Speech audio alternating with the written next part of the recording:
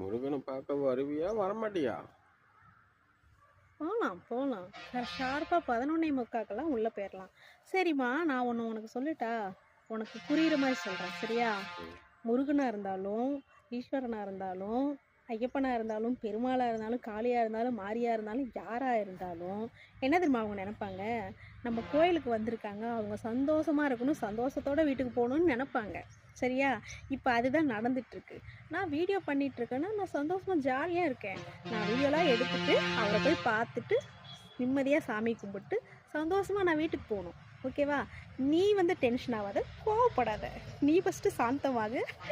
நான் வந்து கரெக்டாக இருக்கேன், ஓகே ஓகே. பார்த்தீங்களா, இது வந்து கரெக்டாக தானே நான் சொல்லியிருக்கேன்.